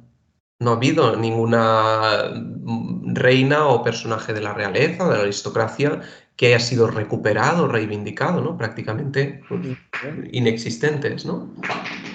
Pero porque es muy complicado y yo personalmente pienso, por lo menos por lo que yo veo, por el entorno en el que yo me he movido, hay muy pocas mujeres dentro del estudio de la realeza. El estudio me refiero de investigadora. De la realeza, no te hablo de la historia. Historiadoras hay muchísimas y buenísimas. Pero en el estudio de la realeza yo he visto pocas mujeres, alguna habrá, pero he visto muy pocas. Entonces, claro, yo entiendo también que María Luisa de Parma la tenga que reivindicar una mujer. Yo eso lo entiendo. A nivel simbólico yo eso lo entiendo. Que a mí me da igual que la reivindique un hombre o una mujer, pero yo entiendo que para el feminismo digan, no, la tiene que reivindicar una autora. Pues por supuesto que sí, pero ¿dónde está? ¿Dónde está esa autora? Efectivamente. Sí. Es eso. Entonces, y se han hecho cositas, ¿eh? Lo que pasa es que, claro, lo más moderno que tenemos de Isabel Farnesio, por ejemplo, es lo que escribió Samper, María Ángeles Samper, eso es lo más moderno, por lo menos la corriente más moderna que tenemos, ¿eh? Sí, Se han podido escribir libros posteriores, pero casi todos beben de eso. Y creo que es del 95 por ahí, ¿eh? Claro, sí, bueno, hay un libro de Pablo Vázquez Gestal, no sé si lo conocéis, que se llama Una nueva majestad Felipe V, Isabel Farnesio y la identidad de la monarquía, que está bien, claro, es un libro sesudo, quiero decir, y ya es un ámbito académico, ¿no? claro. Que es un poco esa nueva imagen de la reina, porque con los Austrias la reina prácticamente estaba ahí, que no existía, ¿no? Entonces, estaba muy escondidita. Y esa nueva imagen que hay que crearle a la reina, porque al final, pues es la reina y es la reina que está gobernando, ¿no? Y ese libro está muy bien, pero efectivamente estamos ya en un ámbito muy, muy académico, un libro complejo, un libro duro, ¿no? En cuanto a la lectura y que por lo tanto llega, ¿no? a un público muy limitado, ¿no? Que está muy bien el libro, ¿eh? Pero hay que Claro, también entender que eso es no lo que, es divulgación, sino que es claro, un estudio académico. eso es lo que hemos hablado antes, de que no se rebaja. Mira, aquí yo tengo uno, que es este, que a mí me encantó, que es María Luisa de Parma, Reina de España, esclava del mito. ¿No? Es No un lo libro, conocía. es un libro buenísimo, Sí. no es muy gordo porque tiene unas 310 páginas, concretamente tiene. Está Mm, escrito por un profesor, por un catedrático de la Universidad de Málaga o de Granada, y es un libro que es una maravilla. mm. Pero es un libro, no es una biografía de ella, ¿eh? No, es Es como la describe. historiografía la ha tratado. Exacto. Vale, vale, Pero es un vale. libro que cualquier persona no se lo lee. Está escrito por un catedrático y se nota. Entonces, que no le echo la culpa al catedrático, ha hecho un trabajo. No, no, para nada, El problema efectivamente. es que, claro, ahora eso hay que pasarlo a un lenguaje normal. Claro, precisamente creo que es lo que intentamos hacer nosotros, ¿no? A Sí, través de sí, las sí. redes sociales o de estos vídeos, pues un poco hacer este puente, mejor o peor, ¿no? Que ya nos dirán, no, sois, o me dirán a mí, eres un tostón, Enric, ¿no? Pero intentamos hacerlo, pues un poco para que todo el mundo, pues lo que le decía un día a Jonathan, pues uno está comiendo y te pones el vídeo de fondo y vas Ay, comiendo y dices, ay, qué que sí, curioso, ¿no? que sí. Sí, yo es una de las cosas por las que he querido abrir el cronista de la corte, porque incluso yo muchas veces, cuando cuento algo en el canal, a mí me dicen, pues cuentas cosas que yo no había escuchado nunca. Y yo, pero ¿cómo que no? Pero si esto es algo que se sabe, claro, pero se Ya, sabe en mi ámbito. claro. Claro, y ahí está el error. Sí, sí, a mí me ha pasado lo mismo con los palacios reales españoles. Mucha gente me decía, ay, cuentas cosas maravillosas porque es que de esto nunca se ha escrito, no se ha escrito nada. Digo, sí que se ha escrito mucho, pero vete tú a encontrarlo en revistas científicas, actas de congresos, cosas completamente, vamos, dificilísimas de encontrar. Entonces, haces un poco esta labor de poner esta información que tú has recopilado y que te ha costado lo suyo recopilarla y un poco digerirla en cuatro cositas para que la gente la tenga, ¿no? Exacto. Y ahora, si queréis, vamos a la última pregunta. Perfecto. Ya pasamos a la parte artística y si queréis seguimos o lo que queráis. Vale, El vídeo es largo, pero se puede dividir. Vale. vale. No sé Ok. La última pregunta, que yo creo que es la más polémica. ¿Estaba España tan atrasada como se refleja en la serie y Francia tan adelantada? Volvemos a lo mismo, a lo de los ojos con que lo miramos siempre nosotros aquí en España. Y estamos dentro del concierto que hay en Europa. O sea, España está en el mismo concierto que está el resto de los países de Europa. Más o menos atrasados. Yo creo que estamos, venimos del siglo de oro, creo que estamos a tono. Tal, que había en la sociedad tendría un poco de nostalgia de cómo estaba, cómo era antes y demás. Piensa que hemos perdido Gibraltar, hemos perdido Menorca. O sea, la sociedad también tendría ahí un pozo de tristeza y demás, pero creo que estamos en el mismo concierto que están los demás países europeos, desde mi punto de vista, ¿eh? Y ahí estamos en la misma línea, o sea, después va a llegar la ilustración, o sea, estamos en lo mismo. Opino que estamos en lo mismo. Yo en ese aspecto pienso igual que tú. El problema es que a España nos encanta decir que España va mal. Eso siempre nos ha encantado, ¿eh? No como al revés de lo que decía Aznar, siempre nos ha encantado decir España va mal.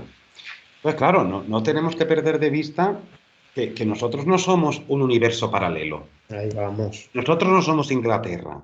que Inglaterra sí que está aislada y los acontecimientos sociales y políticos van de la mano de otra forma, ¿no? Por ejemplo, Inglaterra es una zona constitucional desde el siglo XVII. ¿Cómo? Pues que le cortaron la cabeza a Carlos I. Exacto. ¿Cómo llegaron ahí? Exacto. Ahí hay otra vertiente. También son protestantes, que es otra cosa. Entonces, claro, pero España, que tenemos un absolutismo o un gobierno absoluto. Sí, sí, como en Francia, como en toda la zona del Sacro Imperio, luego llega la Ilustración, como en todas partes, luego tenemos una caída de la Ilustración por culpa de la Revolución Francesa, como en todas partes, luego tenemos un gobierno absolutista que surge tras el Congreso de Viena, como en todas partes, una lucha de los liberales, como en todas partes, una resistencia por parte de la corona, como en todas partes. Pero si es que no es... Generalizo, que a lo mejor si ahora me viene alguien y me dice, pues en el Principado de Royce, no, vale, sí, ya, claro, pero que a nivel general, como en todas partes. Entonces, más atrasados, pero yo no creo que estuviéramos más atrasados en nada, ni en arte, ni en medicina. O sea, yo, un médico de Madrid y un médico de San Petersburgo, yo creo que los tratamientos más o menos serían los mismos, pero porque hay que pensar también que era un circuito muy pequeño. Entonces, tú te vas a la Biblioteca Nacional, por ejemplo, y te encuentras tratados médicos alemanes de 1700 y pico. ¿Y eso qué hace ahí? Pues narices porque se ha comprado de Berlín y se ha traído para acá, ¿no? ¿Para qué? Pues para que los médicos de la corte lo lean. ¿O para qué? Para rellenar una estantería. Entonces, claro, ¿que estamos más atrasados? Pues no. ¿El analfabetismo social? Pues como en Berlín. Es que tampoco hay que darle más vueltas al asunto. Ahora, que nosotros tenemos una manifestación religiosa más exacerbada, por ejemplo, bueno, porque somos católicos del sur. No es lo mismo los protestantes del norte, que tienen un catolicismo distinto. No es lo mismo tampoco, por ejemplo, que Sajonia o Baviera, que son países, o sea, son reinos en ese momento electorados católicos, pero dentro de un concierto totalmente protestante. Su catolicismo es otra historia, no es un catolicismo de Semana Santa. Entonces, claro, en ese aspecto, ¿qué es una sensación de atraso? Bueno, pues si te da esa sensación que te dé, pero no es un atraso real. Es que yo no veo a un nivel filosófico, a un nivel médico, yo no veo un atraso.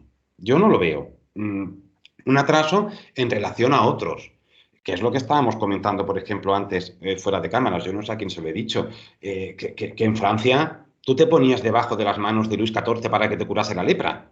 O sea, ¿qué me estás contando? ¿Ese es el avance? Porque en España eso no se hacía. Felipe V, que yo sepa, no fue curando leprosos por ahí. ¿Por qué? Porque tampoco era una monarquía sacra. Cuidado, que ellos sí, igual que Inglaterra, el Reino Unido y en Rusia también. Pero claro, yo no veo que ha habido más filósofos en alemán, bueno, en la zona alemana, en la zona francesa. Sí, aquí también hemos tenido. Sí. Otra cosa es que, igual que a nivel historiográfico tenemos un castellanocentrismo y la corona de Aragón se estudia poco, igual que en la historia mundial tenemos un eurocentrismo, a nivel europeo tenemos un germanocentrismo también, y un francocentrismo. Y los filósofos españoles, pues ni caso se les hace, pero también los hubo. Yo no creo que haya ningún atraso. Yo por lo menos no... en comparación a otros me refiero. A nivel general, yo no lo veo. Yo no sé, Enrique, ¿qué opinas tú? Yo creo que no hay un atraso, hay un aislamiento. Es decir, creo que eso es culpa en parte de los Austrias y un poco esa idea de que, bueno, yo soy el rey más importante, ¿no? El monarca más importante de Europa, con el mayor imperio, por lo tanto, yo no tengo por qué defenderme, ¿no? Esa cosa de dignidad, no tengo por qué defenderme de la propaganda extranjera. Entonces creo que ese aislamiento, esa falta de dar a conocer España o lo que era España, ¿no? En ese momento, en el siglo XVII, hace que a España se la conozca muy mal en Europa, ¿no? Y que se piense que es un país más atrasado, más extraño de lo que realmente es. Y yo siempre pongo el mismo ejemplo cuando Felipe V, ¿no? viene a España a reinar, ¿no? Que Luis XIV encarga el famoso retrato de Jacint Rigaud, que además era un pintor de origen catalán, Jacint Rigaud, pues se había cambiado al francés, ¿no? Sobre todo queda mejor en francés, y manda a hacer ese retrato que todos conocemos de Felipe V vestido de negro, como los Austrias. Y luego te das cuenta que hay retratos de Carlos II vestido a la francesa. Es decir, que este atavío de los Austrias en España no lo llevaba ya prácticamente nadie, era una cosa anticuada, ¿no? Pero refleja muy bien esa visión que se tenía de España como algo raro, extraño, aislado, y en parte creo que es culpa de los propios españoles o gobernantes españoles, ¿no? Ese falta de interés por decir, que luego eso cambia, ¿no? Con la Ilustración, ¿no? Ese interés por decir, bueno, ¿no? Y luego también creo que es en el artículo de la famosa enciclopedia de Diderot y d'Alembert, que también hay como una descripción de España un poco rara, ¿no? Y dices, bueno, ¿no? Porque se desconocía realmente lo que era, porque se había preocupado la gente muy poco, ¿no? Por viajar, ¿no? Por narrar un poco cómo era España. Pero efectivamente yo no creo que hubiera pues, un atraso abismal, por así decirlo, en muchas otras cosas, ¿no? Eh, Luego otra cosa sería ya, pero eso ya no sale de esto, ¿no? De la cronología. Otra cosa ya sería el siglo XIX con el desarrollo industrial, ¿no? Que quizás sí que en algunos países es más mejor estructurado, ¿no? que en España, que es como muy a parches, ¿no? Pero en esa época yo francamente no, además siempre se ha dicho que Francia, la Francia de Luis XIV, sale muy tocada de la guerra de sucesión española, ¿no? Las finanzas francesas salen muy tocadas. Yo nunca he leído que fuera lo mismo en España. Al contrario, ¿no? Siempre se ha dicho que las reformas financieras del Conde de Oropesa con Carlos II que ayudan un poco, ¿no? A aliviar el peso de la guerra en España. En mi humilde opinión, eso creo yo. Sí, sí, yo creo que es lo que tú dices. Un atraso generalizado no. Luego puede haber un atraso focalizado en algunas cosas, como por ejemplo ya en el siglo XIX la industrialización, que a lo mejor no hay tanta diferencia entre una zona francesa y la zona catalana, por ejemplo, pero sí en otras zonas, como la zona más manchega, ¿vale? Sí. Pero eso es más, eso incluso ya va más por otros factores, unos factores económicos, donde interesaba que se colocara esta tierra, vender esto para poner esto aquí, y todos estos aranceles y todas estas cosas de la bolsa, etcétera, etcétera. Pero eso ya es otra cosa muy distinta a un atraso generalizado, que yo no lo, es que no lo veo. Ni tampoco veo que la sociedad española fuera mucho más pacata o cateta, como han puesto en la serie esta de Luis, de la vida breve, que por ejemplo la francesa. Es que no lo veo. De verdad que no. Yo no. También es verdad que España tiene unas características muy propias en el histórico, ¿no? Que hemos sido la zona invadida a vida y por haber. Entonces eso también te deja una cultura muy particular, ¿no? Totalmente, Hemos totalmente. estado durante mucho tiempo dominados por, bueno, dominados, no rectifico, no hay que decir dominado, sino que hemos tenido durante mucho tiempo en la península ibérica presencia musulmana, ¿no? Por toda el Andalus. Eso deja una impronta que no deja, por ejemplo, en Francia. No de atraso, sino No, distinta, una impronta distinta, con una mentalidad distinta. Y también nosotros nos hemos enfocado siempre más hacia las Indias, Sí. desde que ocurrió todo lo de la llegada de Colón allí. Entonces nos hemos enfocado mucho más en ese aspecto y nos hemos apartado más del centro de poder europeo. Y eso también se nota, pero son características particulares que no tienen por qué ser atrasos, sino pues una cosa distinta. Sí. No, además tú te miras, por ejemplo, los cuadros de Antonio Gioli que pintan las vistas de Madrid del siglo XVIII, ¿no? Que siempre se decía, no, este Madrid era muy feo, no tenía monumentos, no tenía espacios públicos.